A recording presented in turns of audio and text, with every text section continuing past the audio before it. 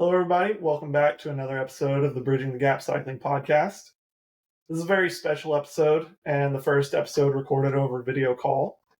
The reason for this is that we have a guest on. Ryan Crissey is joining Ellen and myself this weekend. Ryan is a race organizer, a team director, and a track cyclist.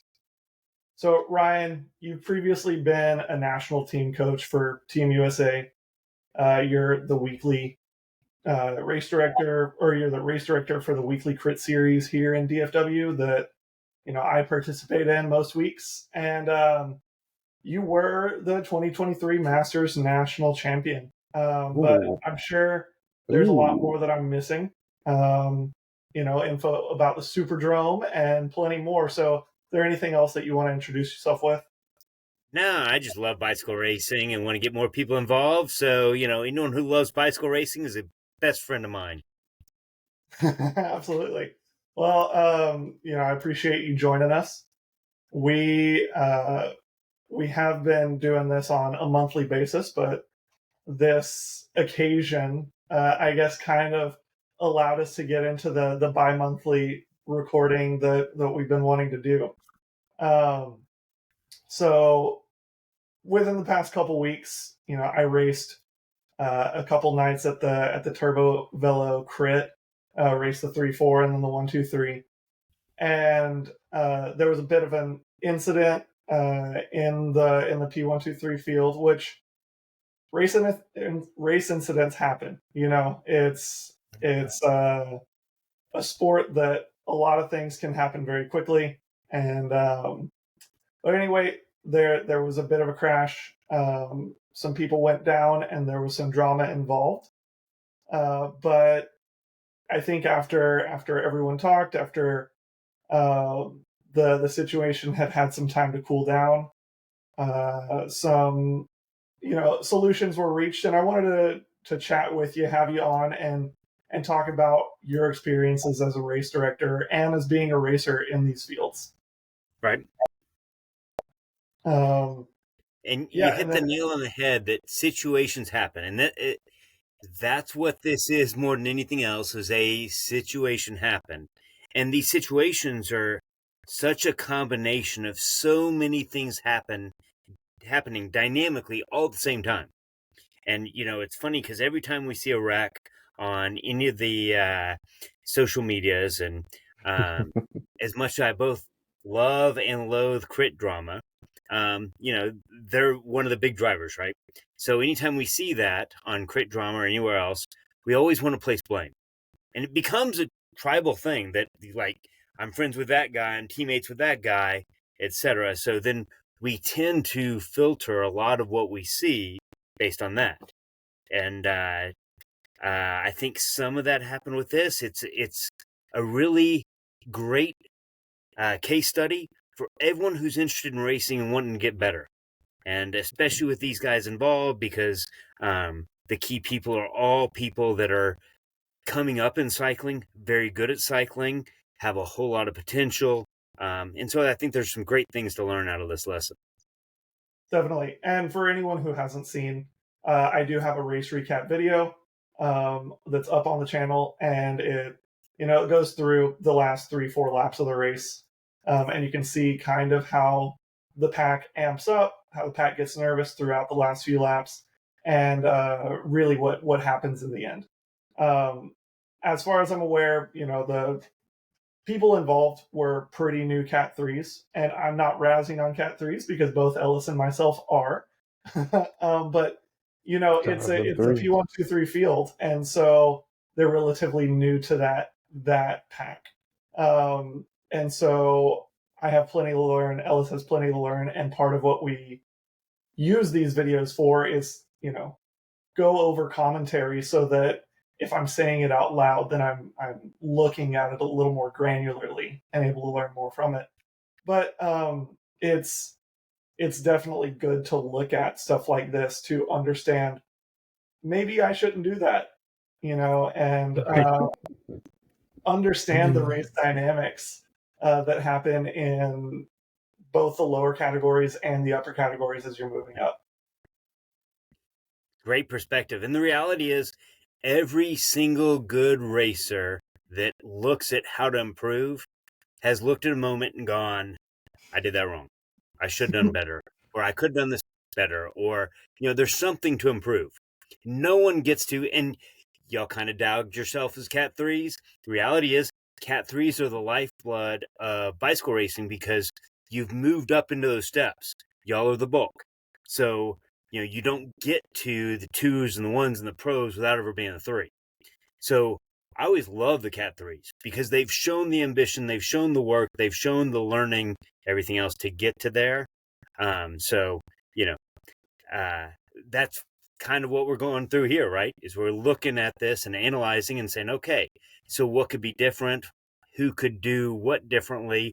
And I mean, there's a whole lot of that. And I do want to say this isn't a blame thing.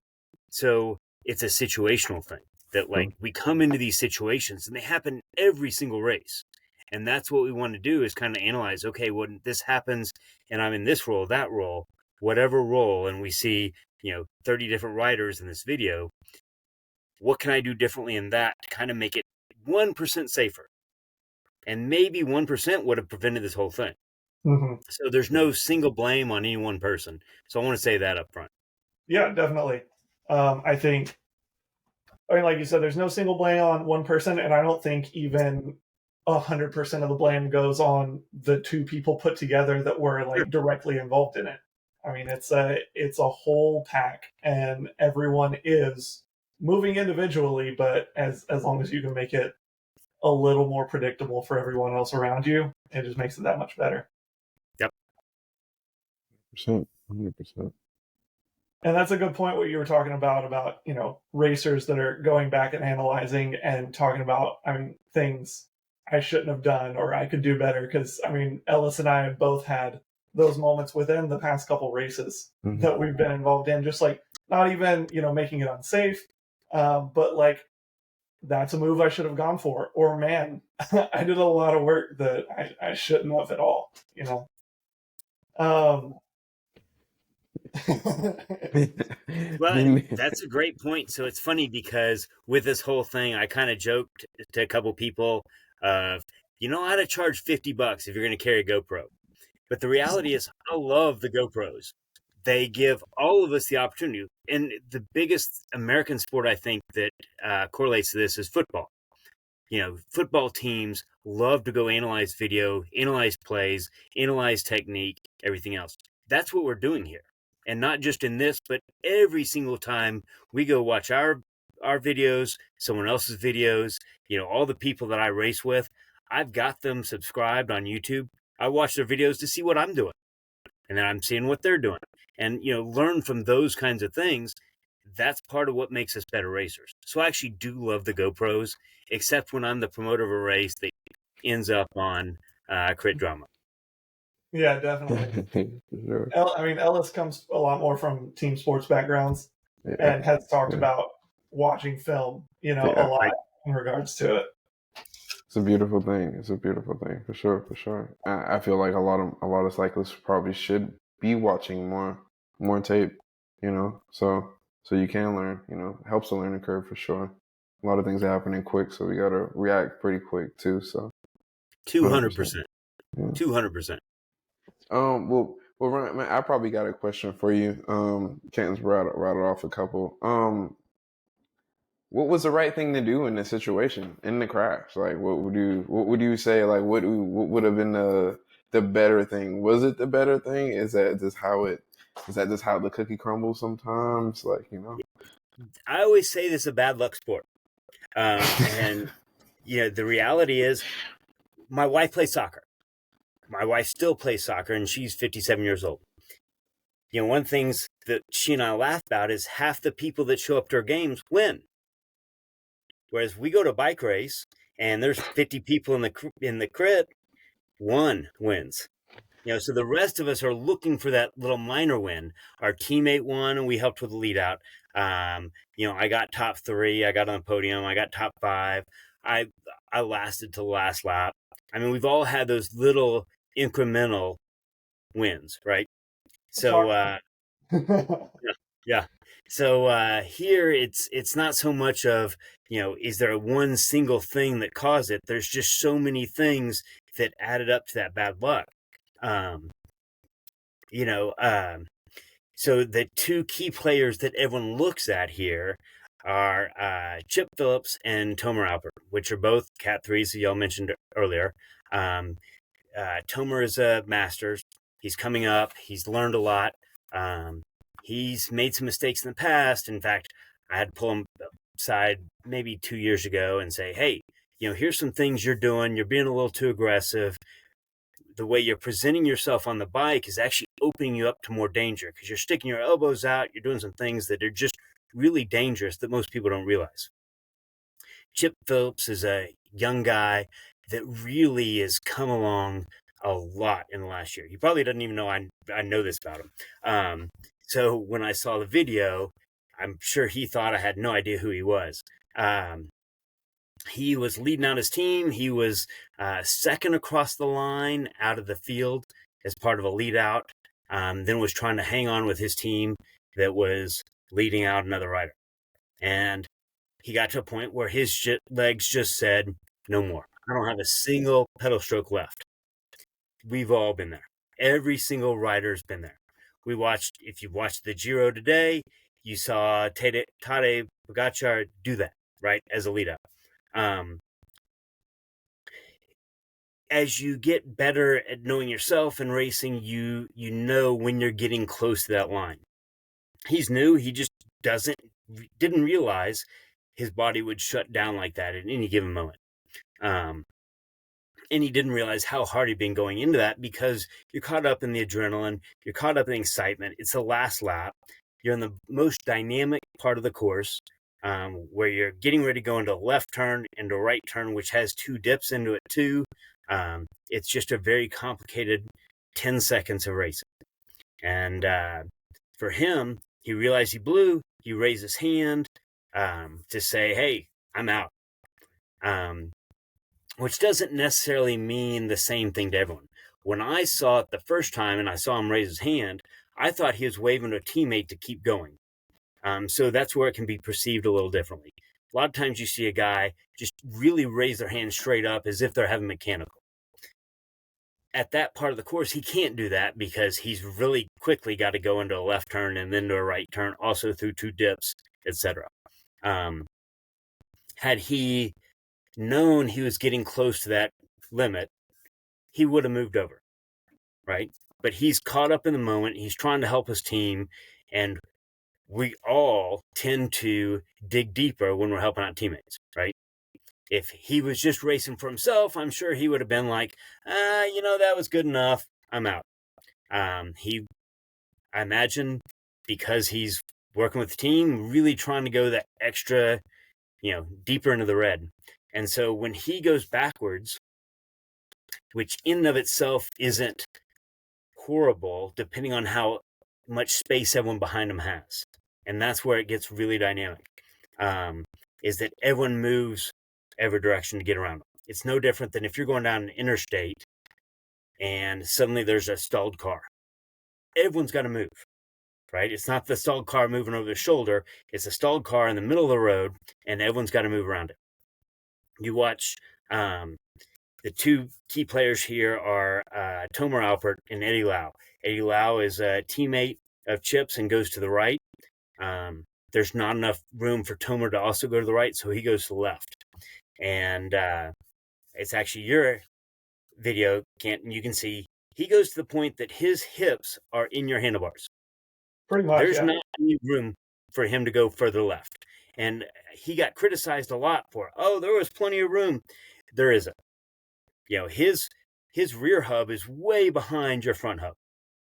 And so you look at his front wheel even is right on my teammate's wheel, Andy Maidment's, and there's a couple inches to spare. And naturally through that left turn, because it's through a dip, everyone tends to kind of pop out to the right. And so it looks like if you just look at him, that he came out to the right into Chip a little bit. And that's not what happened at all.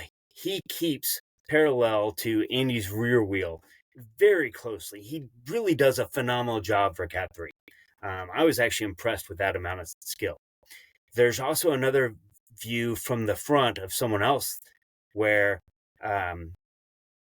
as Chip's going backwards, Tomer does this whole thing with his shoulders where he moves his shoulders to the side and kind of bobbles his hips to try and create as much room as possible.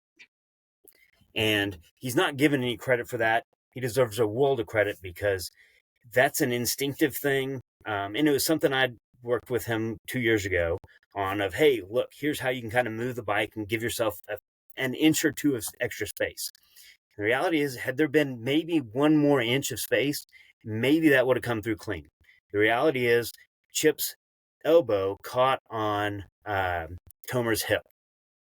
So, people think, oh, he hooked him, it was wheel to wheel. It wasn't at all. It was Chip's elbow into Tomer's hip. And this is why I always tell people, never, ever stick your elbows out. You see it in all the videos and pictures, and it all looks great when you're sticking your elbows out. It's horribly dangerous. Wherever your elbow goes is where your handlebars go. So everyone thinks, oh, it's like feelers, curb feelers. Not at all. It is a direct link into where your handlebars are going. And so that's what you see here is the reaction is so quick. And Chip, when you watch from the front, his demeanor and expression and everything, he moves from the drops up to the hoods. His head kind of goes down, and you can tell he's just lost focus. Well, he's coming from the number 2 position in 50-something people field. And there's just a lot of things going on behind him. And none of this is to put any blame on him because it's not blame. It's just situational. Again, there'd been another inch of space. Maybe it all would have worked out. There was no way for Tomer to hit the brakes because, behind him is going to go down. Had he gone 1 more inch to the left, he's hitting you in the handlebars. And then, if you look at your video where your front wheel is, you are on the edge of the grass. Pretty much. Going through depth. There is no room for you to go 1/4 of an inch, 1/2 an inch, no space. And so, again, this is where it's just so many combinations of things of this being a bad luck sport of, just all these things combined for a single one instance. And the fact that we only had, I think, 3 riders go down. One of them grabbed too much front brake, which just goes to show, had you hit the brakes to try and give Tomer space to slide in behind Andy, which he would have had to hit the brakes because his front wheel is overlapped with Andy's rear wheel, he would have had to hit the brakes to slide in back there. You'd have had to hit the brakes a whole lot more. Well, there's other riders behind you that still did go down just because of those proximity. So it's a combination of a lot of different things that there's no single person to blame. It's situational. And again, we've all been there where our legs just said, not 1 more pedal stroke. Done right now. So definitely. And I think, as a bike racer, everyone is going to get involved in a crash at some point, and everyone is going to cause a crash at some point. It's like you had said, it's all about that 1% to try and minimize the unpredictability of the sport and make sure that everything can be just that much safer. For sure. And we've all had them, like you said. The biggest one that sticks out to me that I caused, fortunately, I was off the front solo, was in a crit, came out of a left turn, and straightened up, head down, was just motoring, had forgotten the road kind of dipped left and then right, and just piled in a curb. And so then the whole field comes by laughing at me. So fortunately I didn't take anyone else down, but everyone's been in a crash. They're like, yeah, I did that wrong. Yeah, for sure. Well, anything else you got, Ellis? No, I'm just trying to soak up game, man. Trying to, just try to hear it because you did a lot of stuff that I'm still aspiring to do as a Cat 3. So yeah, y'all got bright futures ahead of you, and like I said, Chip does too. I don't want it to sound like he did anything wrong. one of the things that he said to me, and also to one of his teammates that I think the world of, John Bain, was that, he stuck his hand up like he'd seen other riders do, and then he just held his position. And it's funny because John was telling me, I told him, you see that in the Tour, you see that in the Giro, etc. But those guys are pros that are doing that intentionally because they're trying to shear off all the followers, right? And so they're trying to screw up the lead-outs for other riders. They're trying to screw up the sprints for others. Well, those are pros. That's a whole lot different than a weeknight crit where you've got cat 1, 2, 3s, and the guy behind you that you're trying to shear off might be a cat 3 that's not yet equipped to deal with that from an experience standpoint. So we all have to kind of look around and go, okay, who are we racing with? What's the point here? A great comment John Bain made last year to me, and I'll go back to him, was that bicycle racing is a gift from one racer to the next. That, we can all go out and ride hard by ourselves. The gift is I'm gifting you my health by being around you. And so I'm entrusting you to race safely that, you do that. And not that that's this situation, but we've all been in situations in races where someone's just acting like an idiot.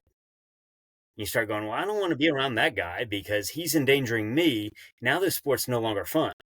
And we've all talked to people and seen comments online of, this is why I quit racing because it's dangerous. People are acting like idiots, etc. So one thing I want to remind everyone is look around. You're gifting your health to them. They're gifting their health to you. We all have jobs. We all got families. We all got people that care about us. That's part of that gift. We have to make sure that we're taking care of each other. And, getting to the finish line safely is a key part of it. I'd rather get 47th than risk hospitalization or whatever to get first. There's going to be other opportunities. And like I said, it's a bad luck sport. There's already enough bad luck. We don't need to create more. So definitely. Yeah, that's 100%. Why where it's, like I said, after all of this blew over and we chatted and everything, it was good to talk to you. And we had talked in passing about just at the races, but hadn't gotten to know each other very much. But it was good to sit down with you for the 10 or 15 minutes that we did and chat.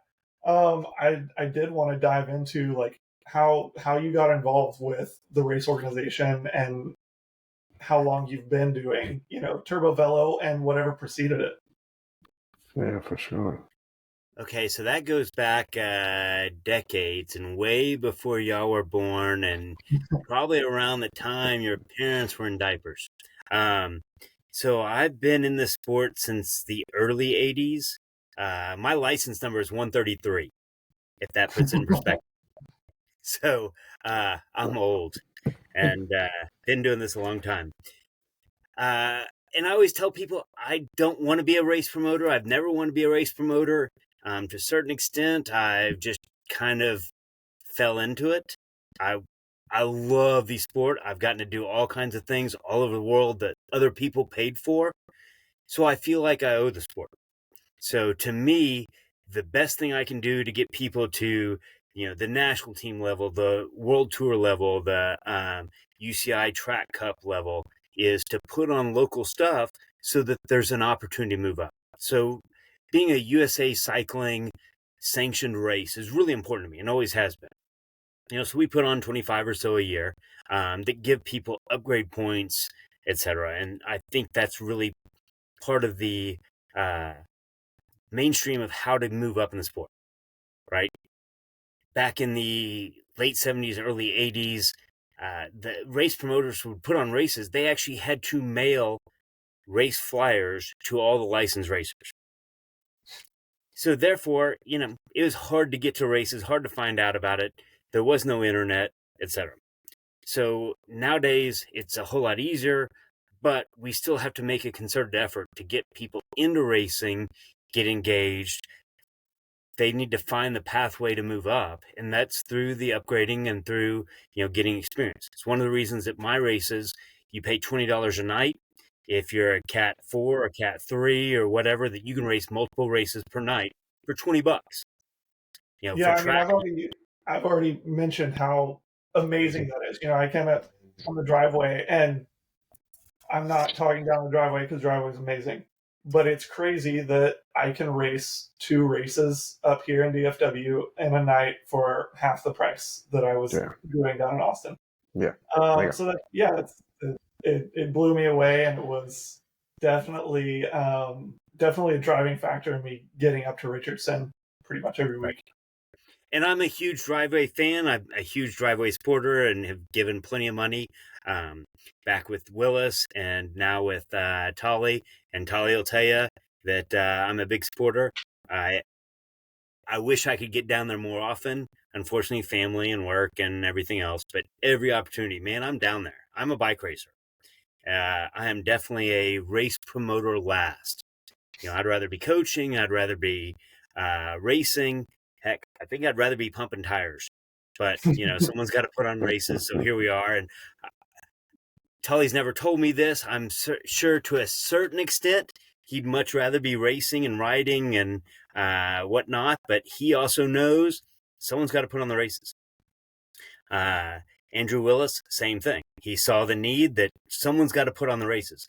And that's what created Driveway and everything that Driveway is. And I'm a huge Driveway fan. So a lot of what we do is look at what Driveway does, try to emulate that because that is the biggest form of flattery, right? There's a couple things I want to do a little bit differently. And mainly because I was in a situation I didn't need to take money out of it. So I could go a little bit lower on the cost. I don't have the overhead with the number of employees and everyone else that does setup. I'm out there early in the afternoon, slaving away, doing it myself. If I had more volunteers, if I had more people to pay to do that stuff, if I had the cash flow to do the things they do, I would. I just don't at this point, but we're newer, so it is what it is. Mm-hmm. So, but huge Driveway fan. Yeah, I volunteer every Thursday at the Driveway just to race for free, so I totally understand what you mean, 100%. 100%. Yeah, so with being a race organizer, but also, being a coach and everything, like how did you find yourself in that position from being a bike racer to an organizer? And I mean, I know you've done coaching, you've raced forever and as yourself, but what put you in this position? So I took over. So backing up several years, there was a opportunity at Tups Brewery in McKinney to put on a crit. They had a couple of little city blocks that were the roads were there, but there were no houses, no nothing right around the brewery. And Chad Plumley, the owner of Cadence, called me up and said, "Hey, I think we've got a potential little crit course. I want you to come check it out." So I went up there, and it happened to be a Wednesday morning. And I walked around it with the owner of the Tups Brewery and with Chad. The course is about 854 meters. So very, very short, right? Right at a little over half a mile, right at a half mile. And it was kind of narrow, but the curbs were these ramps off into the grass. So if you overshoot a turn, you're just kind of riding off in the grass. No big deal. There's no hard curbs. It's a little narrow. It's a little tricky. There were some technical features, but that's also an appeal, right? So we walked it. I said, "Man, this is really great. I really like this a lot. I need a day to think about it." In the back of my mind, what I was really thinking about was the brewery on a Wednesday night. What kind of business are they doing? Are we going to drive off, 300 brewery patrons to have 50 bicycle racers come? And if so, about 2 weeks into it, the brewery's going to tell me go away. And the whole thing's shot, right? Mm-hmm. So that night, or as soon as I finished that meeting, I called my wife on the way home, called a buddy and his wife and said, "Hey, I have this brewery I want us to go check out tonight." And so we went out there, and there was about 12 people there that night, including the 4 of us.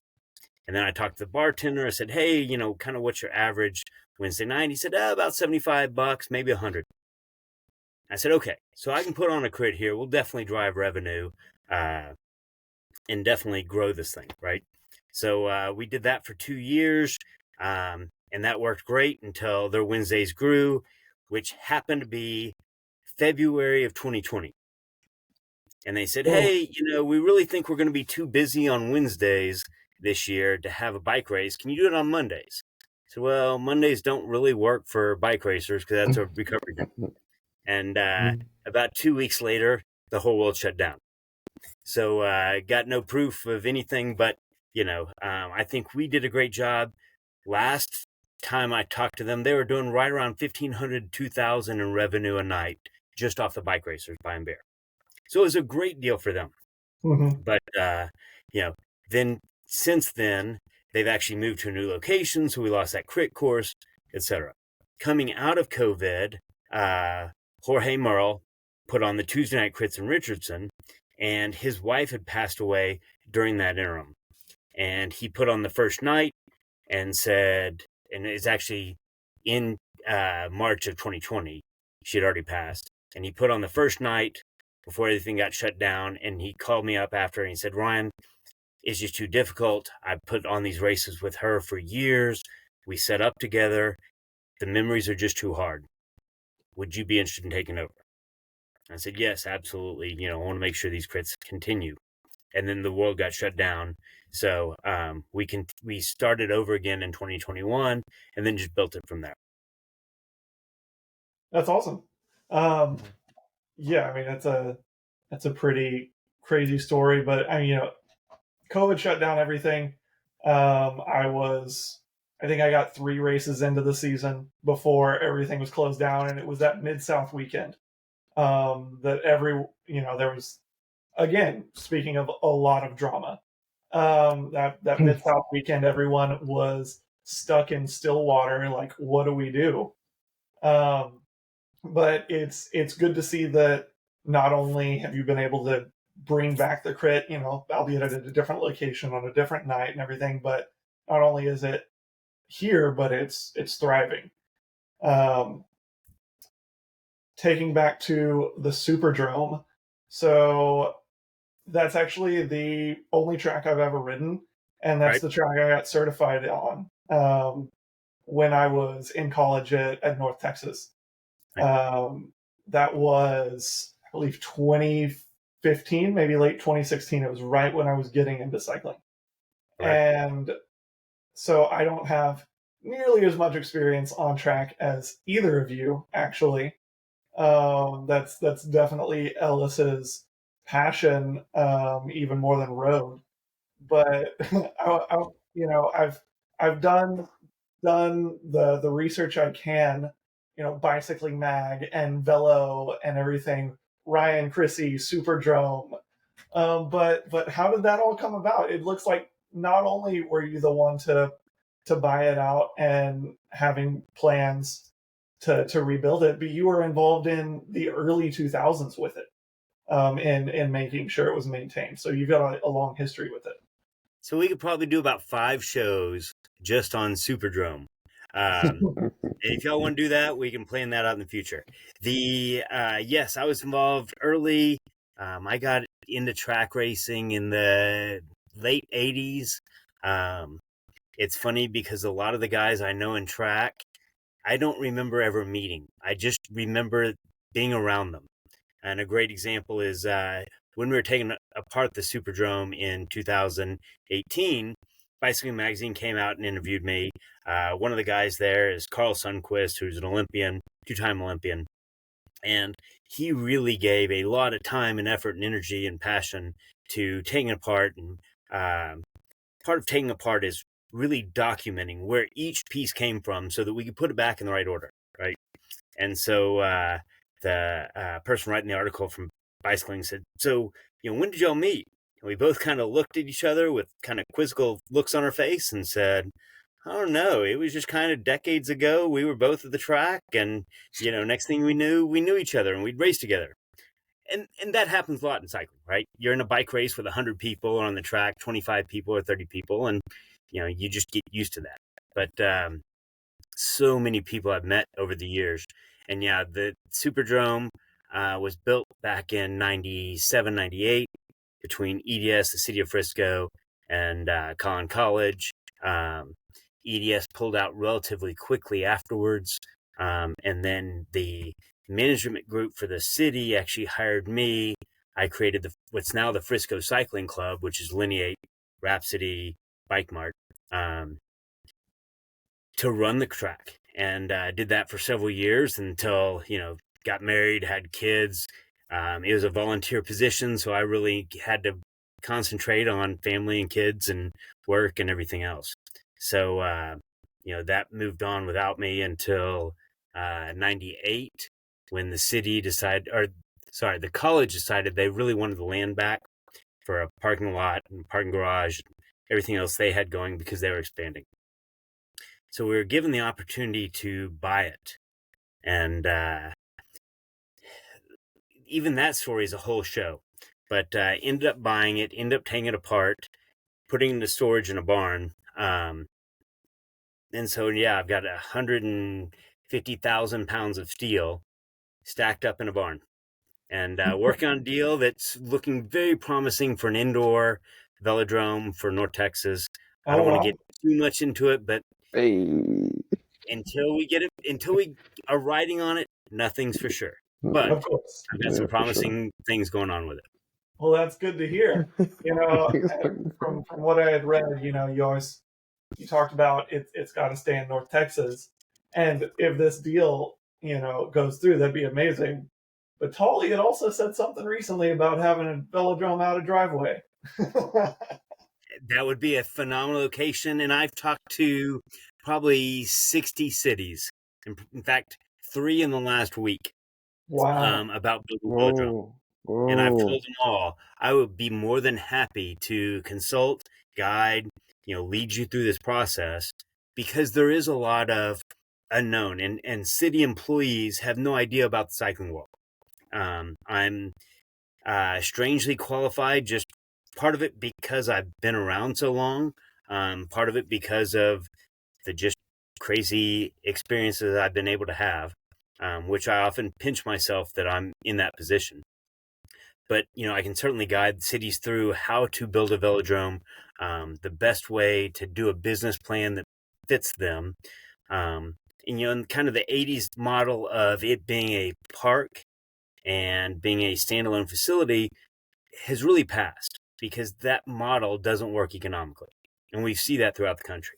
And those tracks are, doing everything they can to find enough volunteers and find enough budget just to remain open. So, and it doesn't happen without really great programming and really great sponsorship, which even those ebb and flow. Even T-Town, which is the mecca of North American cycling, struggles from time to time to get enough sponsors, to get enough programming, etc. So, I'm happy to work with anyone on that, but there's definitely opportunities. I would love to see Driveway have that. I would probably give my left arm to see Driveway have that, because that would be a phenomenal facility. Same. Actually, Ryan that actually kind of makes me think about, I got certified at Rock Hill in South Carolina, and it's kind of made me think about the setup of it all, because it does have a BMX pump track. Nationals was held there.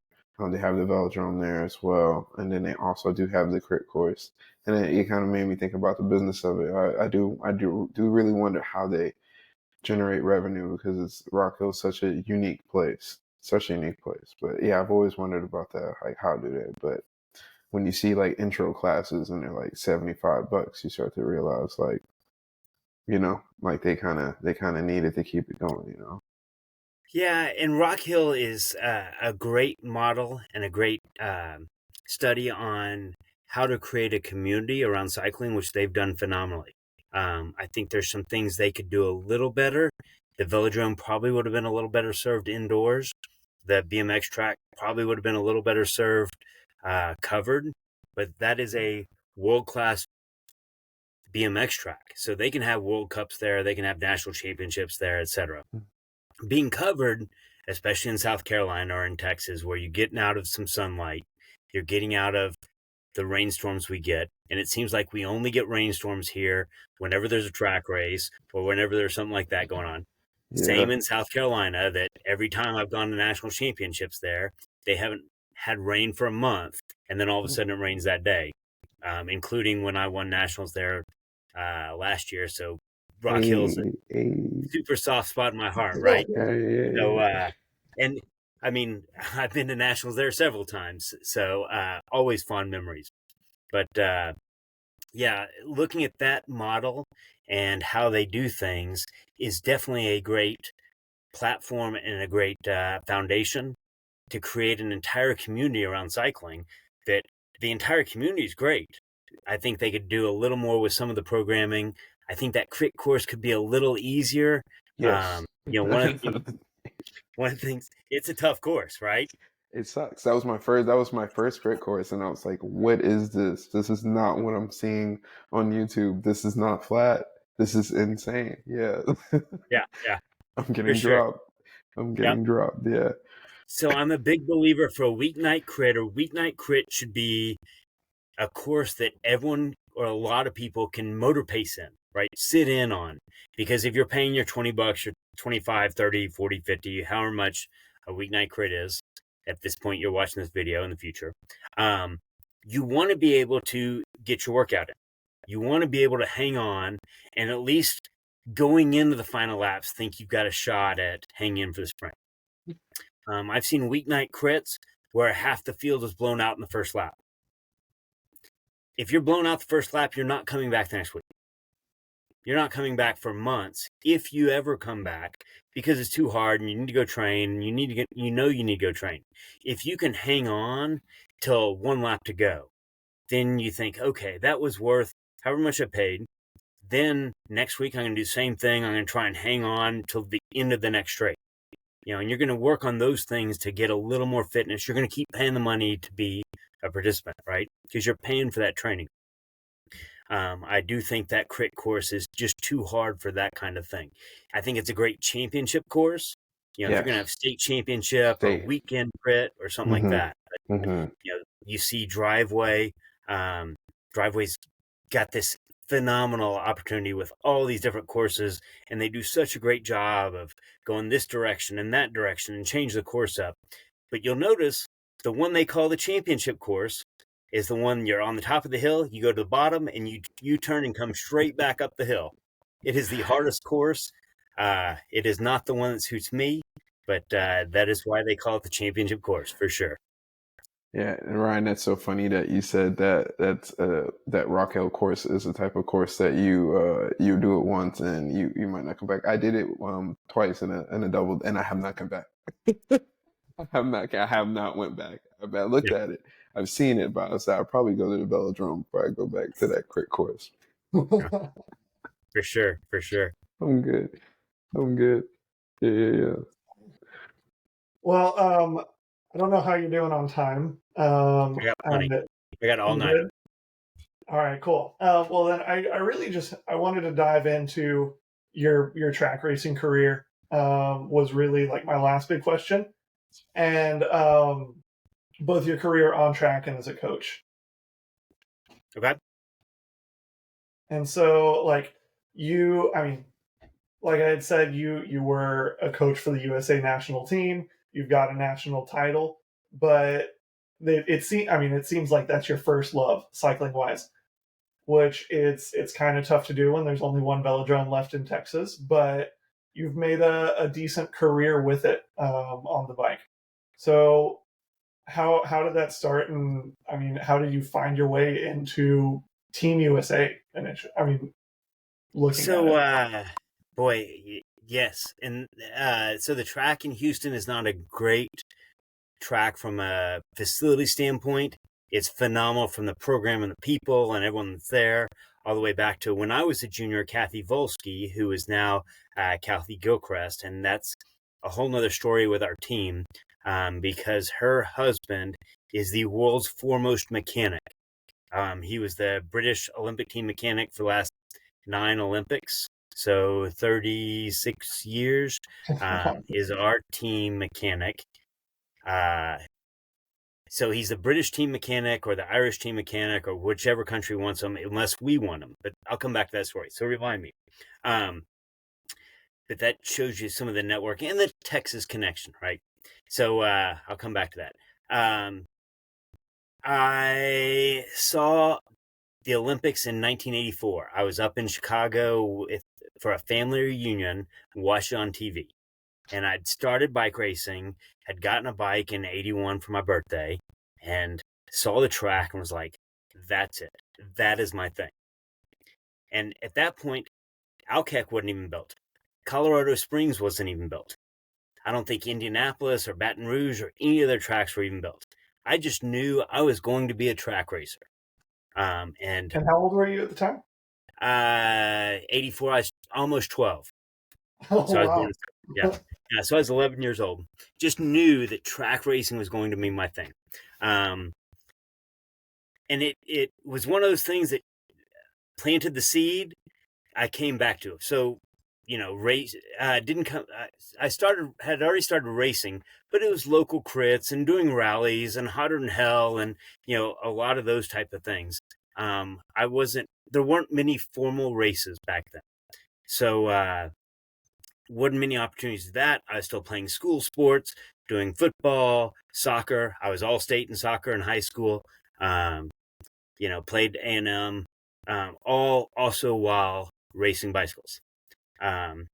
The track racing thing for me really started 1990 as a junior. Was racing down in Houston, went to Colorado Springs, did the world trials, the junior world championship trials, stuff like that, and started really kind of racing at that level. And that's what opened my eyes to the whole next level and kind of the pathway to the Olympics. And really wanted that to be my future. It certainly didn't work out for me as a racer. I always joke some things I did a little backwards because I quickly got into coaching and then came and still raced during that time, but then got more serious as a racer after coaching. So kind of backwards from what a lot of people do. Mm-hmm. After college, raced very extensively in 94, 95, 96 through the Olympic trials. Didn't make the Olympic team, wasn't particularly close. Did do the Olympic trials, had a lot of fun.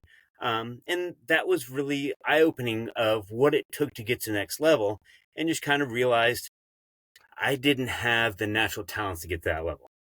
So, realized I need to get a real job, go to work. My dad was a financial advisor, decided I need to do that because that was my opportunity to have a real job and actually have a real future and career.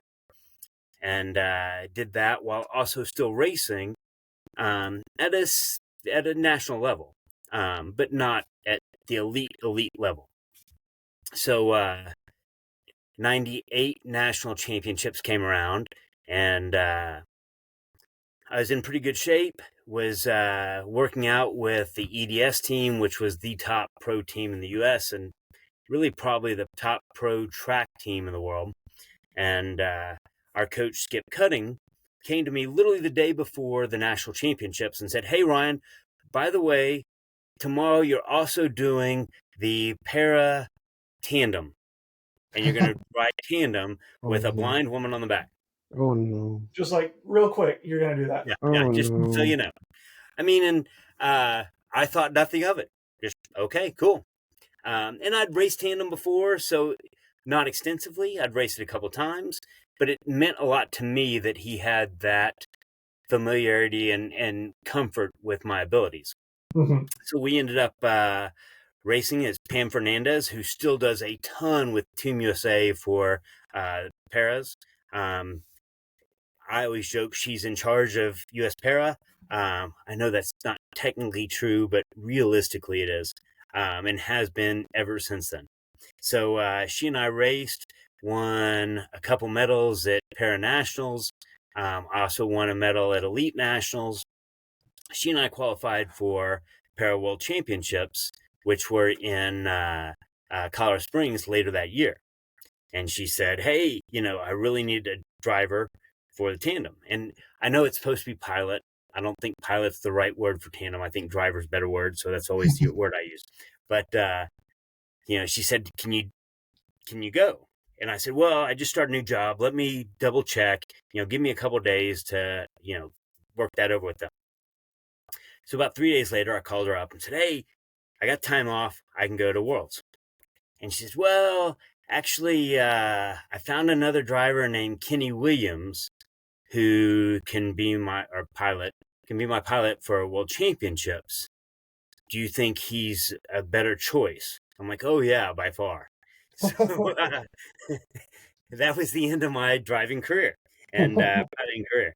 And he was Masters National Champion that year, 35 plus, in literally every single event, road and track. Oh, wow. Yeah. So I said, oh yeah, he's a much better rider for sure. So she said, but you really get along great with all the para riders. Would you be interested in being the coach for us? And I said, you know what? I've already got the time off, so why not? Let's do it. So I did, and that got me into Paris. So that was really most of my focus with the Team USA stuff. I also worked with several elite athletes that were doing Olympic level. So I kind of got to work with both, and that was kind of the first tie-in between both para and elite.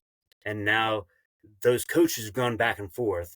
The U.S. is really the last holdout between combining those programs. If you look at British cycling or Italian cycling or Australian cycling, they're all the same program. The U.S. is still kind of the last one to merge, but that was the beginning of them kind of merging. So, that was my experience with that, and getting to do that all the way through 2001. In fact, we were over in Zurich when 9/11 happened. So, in the European Championship. So, and that was also my last experience because I was homesick for the first time in my life and said, you know what? I think I'm just going to stick in the U.S. and do my own stuff and not worry about trying to go overseas and anything like that. Mm-hmm. Well, I'm probably going to make a liar of myself and say this is my last real question for you, but what do you have? I mean, you have the experience as a racer and as a coach at all different levels. What sort of advice do you have for racers that are coming up through the lower categories, essentially to people like Ellis and myself? What advice do you have to the person who's balancing a job and wanting to race and actually succeed and meet their own personal goals? Boy, that's a dynamic question. Keep looking forward. Keep looking at what your goals are. And you're going to have to constantly evaluate what your goals are, because real life is going to jump in the way, right? And so you're going to have to constantly evaluate those, constantly look at, are you having fun? Last year at the World Cup, one of my riders is Colby Lang, who is just a superstar. Y'all are going to see a lot more from him over the next, decade or so at the international level. But we were walking through the infield at the track in Milton, Ontario, which is just outside of Toronto. And I'm carrying his bike because you don't want after the mechanics have wiped down the tires and done everything, you don't want anything to get on the tires. We're walking over there and kind of pause before we go on the track because we're waiting for everything to clear. And I said, just remember to have fun. And he kind of looked at me and he goes, that's really a great perspective. And I said, what? He goes, I just get so focused on the seriousness. I'm like, dude, look around you. 1% of 1% ever gets to this level.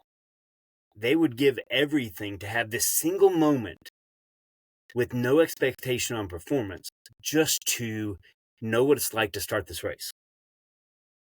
Get out there, have fun, race your race the way you want to race it. And, just if you are in the mood to be aggressive, if you see an opportunity, jump on it. We end up lapping the field. It was just a ton of fun to watch him do that, especially at a World Cup level, right? So, the biggest thing is, regardless what your level you're at, look around, have fun, enjoy the experience. You never know when, because of work or real life or whatever, you may not get to race again for a while.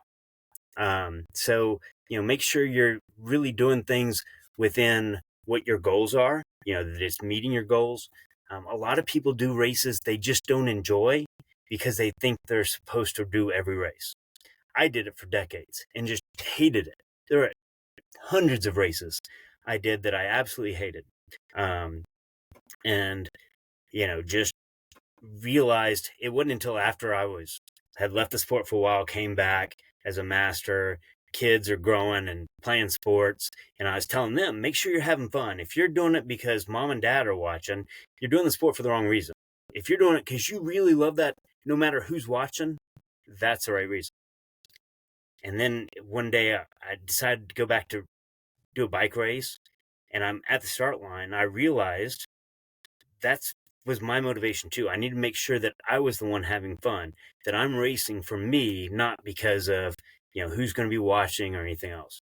And I know that goes counter to all the social media world, thing that we've got going on these days, because we all love to post the videos and the pictures and podiums. And I admit I'm a sucker for it too.